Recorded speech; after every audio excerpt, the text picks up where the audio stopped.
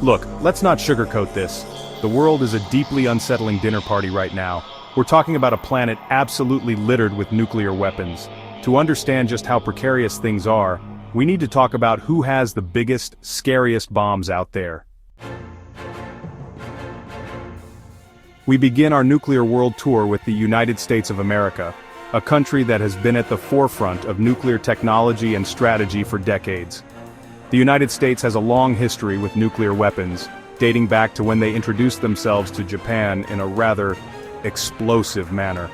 The bombings of Hiroshima and Nagasaki in 1945 marked the first and only use of nuclear weapons in war, forever changing the course of history. But we're here for the terrifying present. And the United States is still top of the class when it comes to nuclear firepower. With an arsenal that includes thousands of warheads, the US maintains a formidable presence on the global stage. Take the B-83 for example.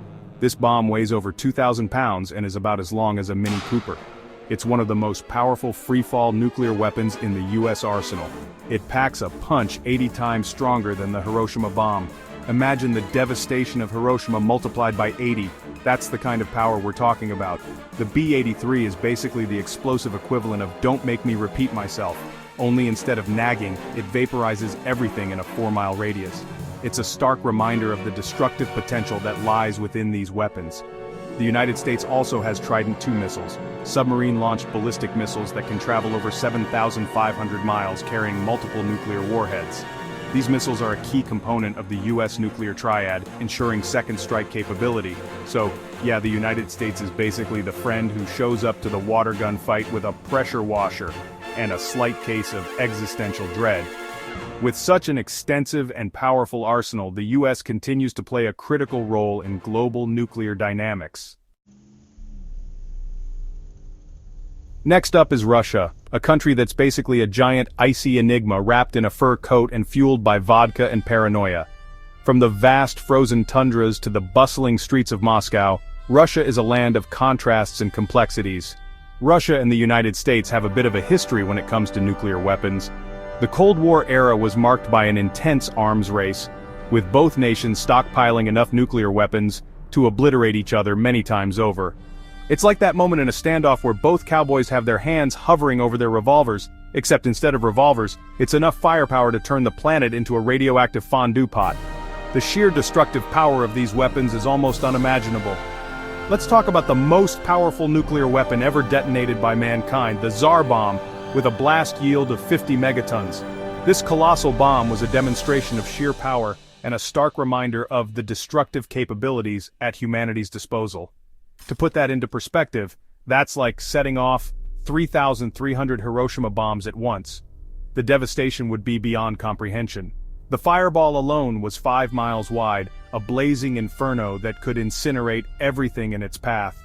The shockwaves circled the Earth multiple times, a testament to the bomb's incredible power and the far-reaching consequences of its detonation. And if you thought that was bad, hold on to your borscht, because Russia also has the RS-28 Sarmat, affectionately nicknamed Satan II. This missile represents the next generation of nuclear deterrence.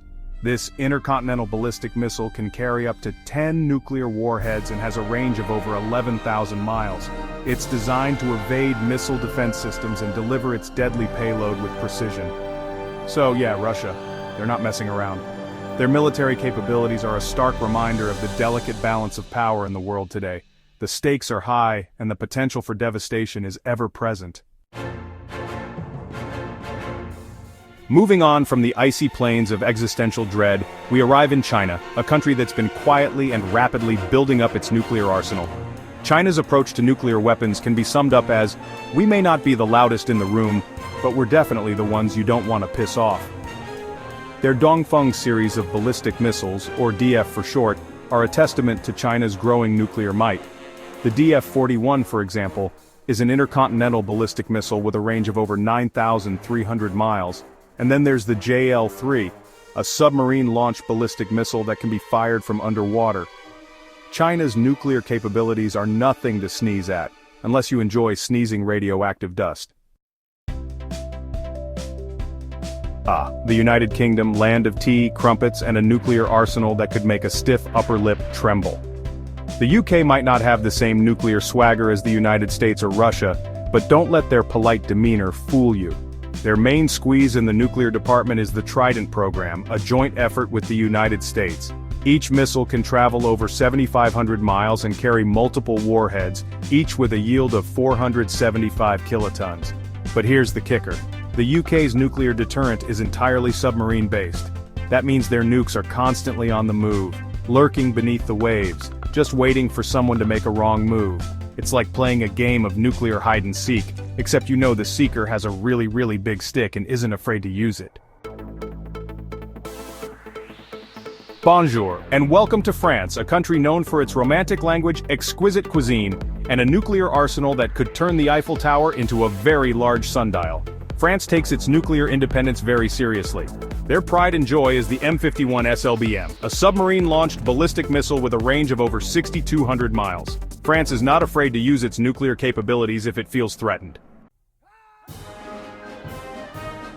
Namaste and welcome to India, a land of vibrant colors, spicy curries, and a nuclear arsenal that's growing faster than a Bollywood dance number. India's nuclear program is a bit like a Bollywood movie itself, full of drama, intrigue, and the constant threat of a musical interlude. India's main nuclear players are the Agni-V ICBM and the K-4 SLBM. The Agni-V is an intercontinental ballistic missile with a range of over 3,100 miles. The K-4 is a submarine-launched ballistic missile designed to be fired from India's Arihant-class nuclear submarines. Assalamu alaikum and welcome to Pakistan, a country grappling with political instability, economic challenges, and a nuclear arsenal that's basically the geopolitical equivalent of a security blanket. Pakistan's nuclear program is driven by one thing: fear. Fear of India, fear of being bullied by larger powers, fear of being left out of the nuclear club. Pakistan's main deterrent is the Shaheen-3 missile, a medium-range ballistic missile with a range of over 1,700 miles. Each missile can carry a warhead with an estimated yield of 40 kilotons. Pakistan's nuclear program is a reminder that insecurity can be a powerful motivator, especially when it comes to weapons of mass destruction. And now, for the grand finale, we arrive in North Korea, a country that's basically the Dennis Rodman of international relations, unpredictable, volatile, and prone to making headlines for all the wrong reasons. North Korea's nuclear program is a bit like a reality TV show, loud, attention-grabbing, and constantly teetering on the brink of utter chaos.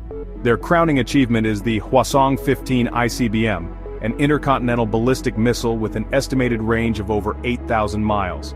The Hwasong-15 is believed to be capable of carrying a warhead with a yield of up to 250 kilotons. North Korea is also believed to be developing tactical nuclear weapons.